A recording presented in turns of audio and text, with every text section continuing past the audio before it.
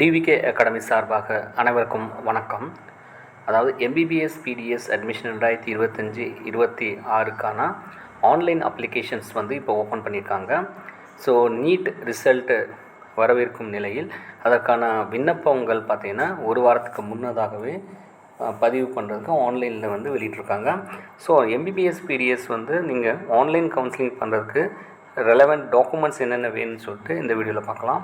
So first பார்த்தீங்கன்னா உங்களுடைய passport size photo இருக்கணும். அது ஒன்று, signature and left thumb impression இருக்கணும். 2, எஸ்எஸ்எல்சி மார்க் ஷீட் கண்டிப்பாக இருக்கணும், மேண்டேட்டரி. ஹெச்எஸ்சி +1 +2 மார்க் ஷீட் இருக்கணும். ட்ரான்ஸ்ஃபர் சர்டிஃபிகேட் டிசி இருக்கணும்.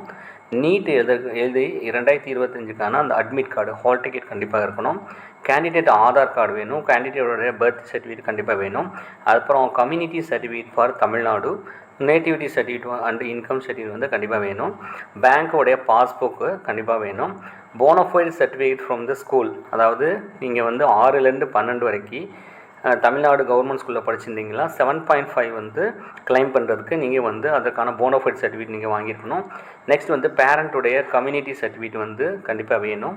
அப்புறம் பேரண்ட்டுடைய ஆதார் கார்டு, அதாவது ration card, Aadhaar card, driving licence, voter ID, passport, இதில் ஏதாவது ஒரு டாக்குமெண்ட்ஸ் இருந்தால் மட்டும்தான் நீங்கள் இந்த ஆல் த ஒரிஜினல் டாக்குமெண்ட்ஸ் இருக்கும்போது தான் நீங்கள் MBBS BDS admission online counselling apply பண்ண முடியும்.